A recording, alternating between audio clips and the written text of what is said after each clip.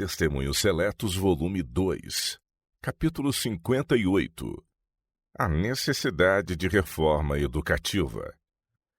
E edificarão os lugares antigamente assolados, e restaurarão os de antes destruídos, e renovarão as cidades assoladas, destruídas de geração em geração. Isaías 61, verso 4. E chamar-te-ão reparador das rupturas, e restaurador de veredas para morar. Isaías 58, verso 12. Estas palavras de inspiração apresentam aos crentes na verdade presente a obra que ora deve ser feita na educação de nossas crianças e jovens. Ao vir ao mundo a verdade para os últimos dias, na proclamação da primeira, segunda e terceira mensagens angélicas, foi-nos mostrar o dever se introduzir na educação de nossos filhos uma diferente ordem de coisas. Levou, porém, muito tempo compreender as mudanças que se deviam fazer. Nossa obra é reformatória e é desígnio de Deus que, mediante a excelência da obra feita em nossas instituições de ensino, seja chamar a atenção do povo para o grande e derradeiro esforço para salvar os que estão a perecer. A norma de educação em nossas escolas não deve ser abaixada. Importa erguê-la mais e mais alto, muito acima do nível em que ora se encontra. Mas a educação ministrada não se deve limitar ao conhecimento dos compêndios. O estudo dos mesmos só por si não pode dar aos alunos a disciplina de que necessitam, nem comunicar a verdadeira sabedoria. O objetivo de nossas escolas é prover lugares onde os membros mais jovens da família do Senhor possam ser educados de acordo com o seu plano de crescimento e desenvolvimento. Satanás tem empregado os métodos mais engenhosos para entretecer seus planos e princípios nos sistemas de educação, obtendo assim forte domínio na mente de crianças e jovens. A obra do verdadeiro educador é impedir-lhe os ardis. Achamo-nos sob solene e sagrado convênio com Deus para criar nossos filhos para Ele e não para o mundo, para ensinar-lhes que não deem a mão ao mundo, mas amem e temam a Deus e lhe observem os mandamentos. Cumpre impressioná-los com o fato de serem criados à imagem de seu Criador e de Cristo ser o modelo segundo o qual devem ser afeiçoados. É preciso que se dê muito zeloso estudo à educação que comunicará o conhecimento da salvação e conformará a vida e o caráter com a semelhança divina. É o amor de Deus, a pureza da alma entretecida na existência como fios de ouro, que são de verdadeiro valor. A altura que o homem pode assim atingir ainda não foi devidamente avaliada. Para a realização dessa obra é preciso lançar-se amplo fundamento. Temos de introduzir um novo propósito e dar-lhe lugar. E os alunos precisam ser ajudados a aplicar os princípios bíblicos a tudo quanto fazem. Tudo o que está torcido, tudo o que se acha desviado da linha reta, tem de ser claramente indicado e evitado, pois é iniquidade que não se deve perpetuar. É importante que todo professor ame e nutra sãos princípios e doutrinas, pois esta é a luz a refletir-se na senda dos alunos. A terceira mensagem angélica nas escolas. No livro de Apocalipse, lemos acerca de uma obra especial que Deus deseja que seu povo faça nestes últimos dias. Ele revelou sua lei e mostrou-nos a verdade para este tempo. Esta verdade desdobra-se constantemente e é o desejo de Deus que sejamos inteligentes em relação a ela para podermos distinguir entre o direito e o torto, a justiça e a injustiça. A terceira mensagem angélica, a grande verdade para nossos dias, deve ser ensinada em todas as nossas instituições. É desígnio de Deus que por meio destas seja dada esta advertência especial e irradiem para o mundo resplandecentes raios de luz.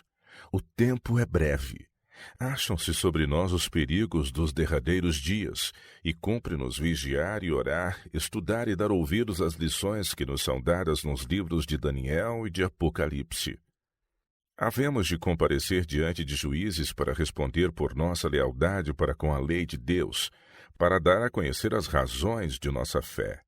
E os jovens devem compreender estas coisas. Devem saber o que há de vir a acontecer antes do encerramento da história terrestre. Estas coisas dizem respeito ao nosso bem-estar eterno e cumpre a professores e alunos dar-lhes mais atenção. Pela pena e pela palavra viva, importa comunicar conhecimentos que serão como alimento a tempo, não somente para os jovens, mas também aos de idade madura. Importa ser consumada a importante obra de produzir um povo de caráter semelhante ao de Cristo e que seja capaz de subsistir no dia do Senhor. Enquanto navegamos com a corrente do mundo, não necessitamos de velas nem de remos. É quando nos voltamos completamente para ir de encontro à correnteza que começam nossas lutas. Satanás introduzirá toda espécie de teorias para perverter a verdade. A obra irá com dificuldade, pois desde a queda de Adão tem sido costume do mundo pecar. Então não se perca mais tempo demorando nas muitas coisas não essenciais e que não têm importância quanto às presentes necessidades do povo de Deus. Não se perca mais tempo em exaltar homens que não conhecem a verdade, pois o tempo está às portas. Não há agora tempo para encher a mente de teorias do que se chama popularmente educação superior. O tempo dedicado àquilo que não tende a tornar a pessoa semelhante a Cristo é tempo perdido para a eternidade. Não podemos permitir isso, pois cada momento se acha pleno de interesses eternos. Agora, quando se acha prestes a começar a grande obra de julgar os vivos, deixaremos que se apoderem do coração ambições profanas, levando-nos a negligenciar a educação exigida para satisfazer as necessidades nesta época de perigo.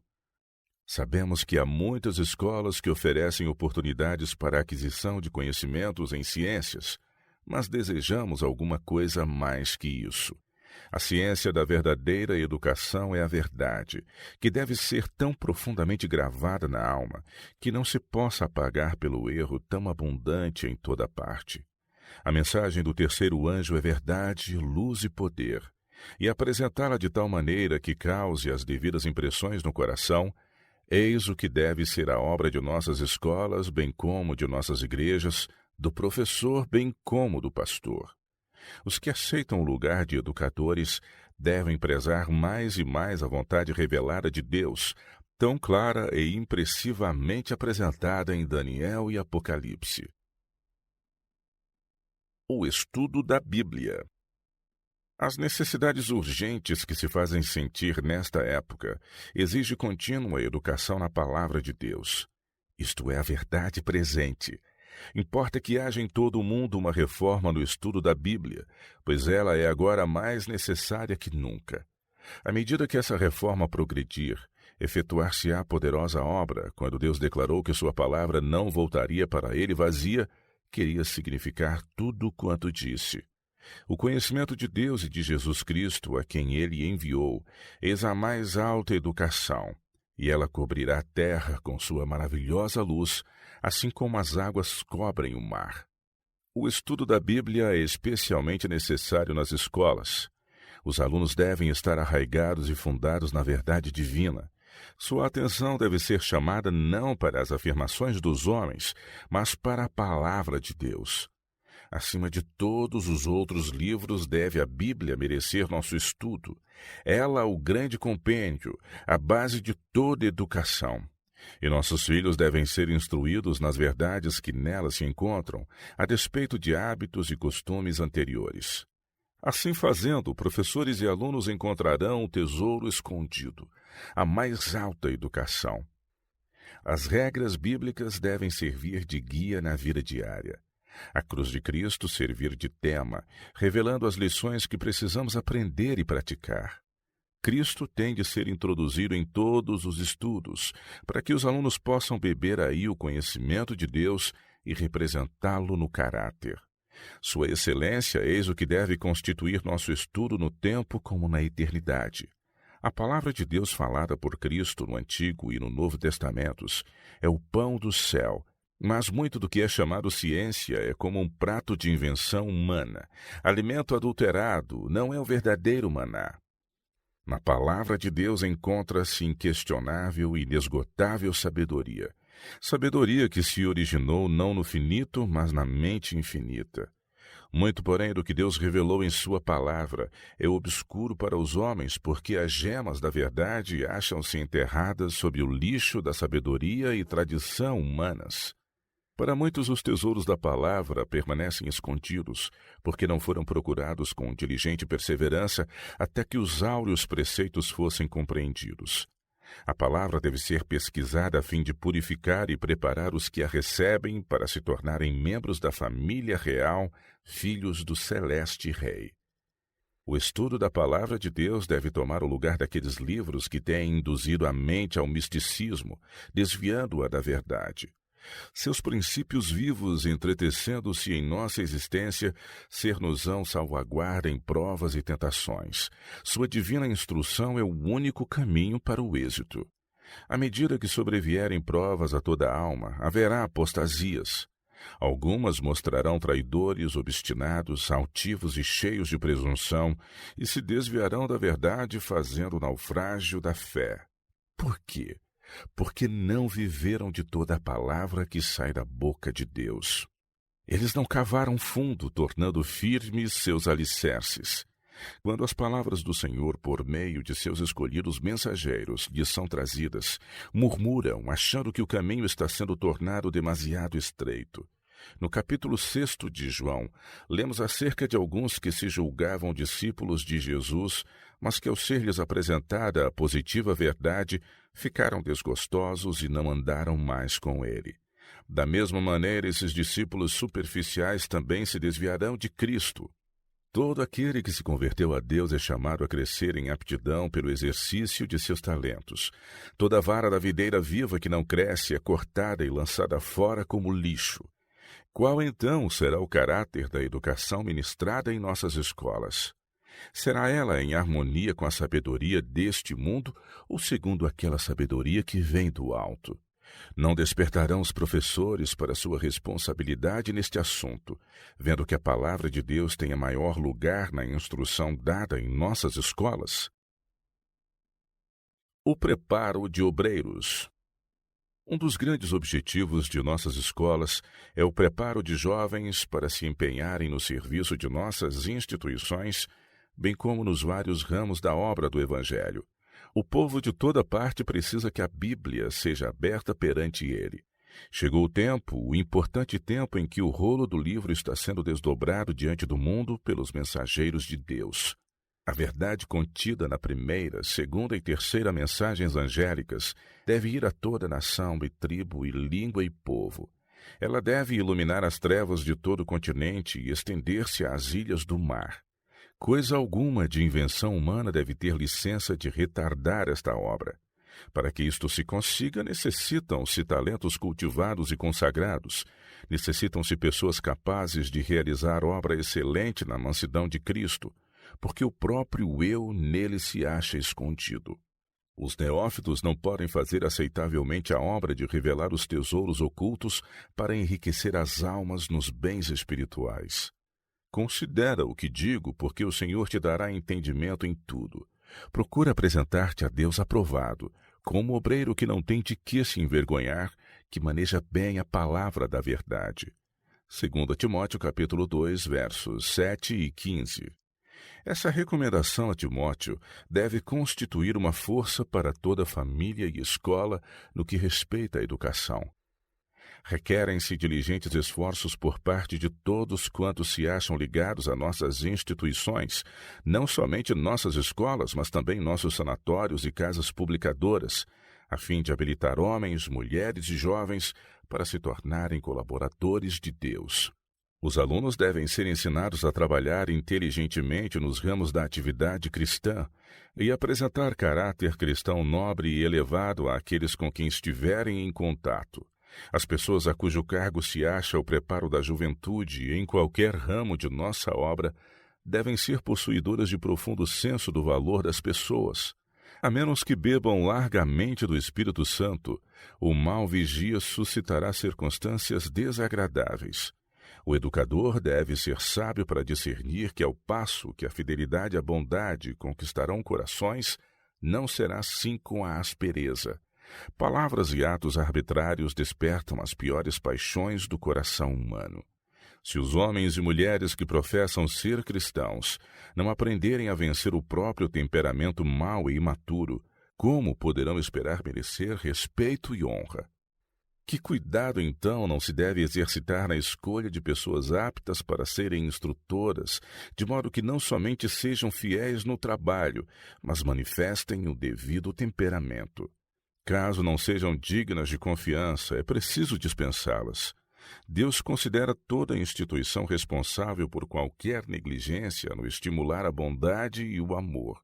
Jamais se deve esquecer que o próprio Cristo se acha à testa de nossas instituições. O que houver de melhor no talento ministerial deve ser usado no ensino da Bíblia em nossas escolas. Os que são escolhidos para essa obra precisam ser profundos estudantes da Bíblia e possuidores de profunda experiência cristã, sendo seu salário pago do dízimo. É desígnio de Deus que todas as nossas instituições sejam instrumentos em preparar e desenvolver obreiros de quem Ele não se envergonhe. Obreiros que possam ser enviados para fora como bem qualificados missionários, a fim de realizar serviço para o Mestre. Esse objetivo, entretanto, não tem sido conservado em vista. Estamos nesse aspecto muito atrás nesta obra, e o Senhor requer que manifestemos zelo infinitamente maior do que temos mostrado até aqui. Ele nos chamou do mundo para que sejamos testemunhas de sua verdade e em todas as nossas fileiras, jovens de ambos os sexos devem ser preparados para posições de utilidade e influência. Há urgente demanda de obreiros no campo evangélico. Necessitam-se rapazes para essa obra. Deus os chama. Sua educação é de primeira importância em nossos colégios e, em caso algum, deve ser passada por alto ou considerada como coisa secundária. É de todo errado que os professores, por meio de sugestões quanto a outras carreiras, desanimem jovens que são aptos para uma boa obra no ministério. Os que apresentam dificuldades para impedir rapazes de se habilitarem para esse serviço estão contrariando os planos de Deus e terão de dar contas de sua atitude. Há entre nós mais que uma média de homens de capacidade. Se suas aptidões fossem exercitadas, teríamos 20 pastores, onde agora possuímos um. Moços que têm o objetivo de entrar para o ministério não devem gastar uma porção de anos apenas em se preparar. Os professores precisam compreender a situação e adaptar o ensino às necessidades dessa classe, dando-lhes vantagens especiais para um rápido, se bem que compreensivo estudo das áreas mais necessárias para sua obra. Esse plano não tem sido seguido, no entanto. Bem pouca atenção se tem dispensado ao preparo dos rapazes destinados ao ministério. Não temos muitos anos para trabalhar, e os professores devem imbuir-se do Espírito de Deus e operar em harmonia com sua vontade revelada, em vez de executar os próprios planos.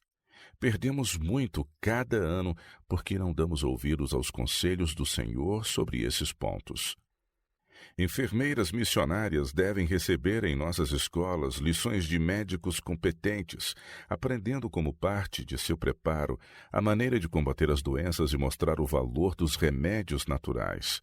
Essa obra é grandemente necessária. Cidades e vilas se acham embebidas no pecado e na corrupção moral. Todavia, existem lós em toda Sodoma.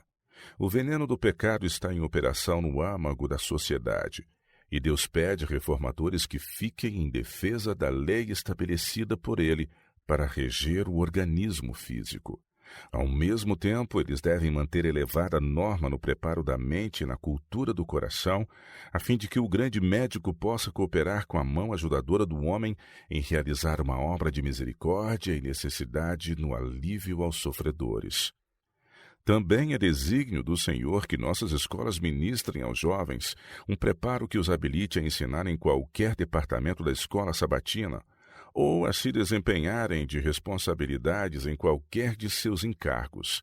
Havíamos de ver diverso estado de coisas se uma porção de jovens consagrados se dedicassem ao trabalho da escola sabatina, esforçando-se por se habilitarem e depois instruírem outros quanto aos melhores métodos a serem empregados no levar almas a Cristo.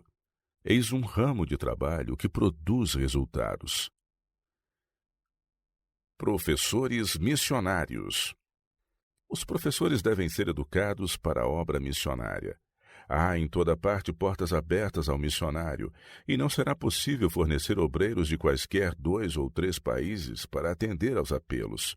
Além da educação dos que se hão de enviar de nossas associações mais antigas como missionários, devem se preparar pessoas em todas as partes do mundo para trabalharem por seus próprios patrícios e vizinhos. E é melhor e mais seguro para eles, o quanto possível, receberem esse preparo no campo em que hão de trabalhar. Raramente é preferível, tanto para o obreiro como para o avançamento da causa, que ele vá para terras distantes em busca de preparo. O Senhor quer que se tomem todas as providências possíveis para satisfazer essas necessidades, e se as igrejas estiverem alerta para suas responsabilidades, saberão como convém agir em qualquer emergência. Para suprir a necessidade de obreiros, Deus deseja que se estabeleçam centros educativos em diferentes países, onde se possam educar estudantes promissores nos ramos práticos de conhecimento e na verdade bíblica.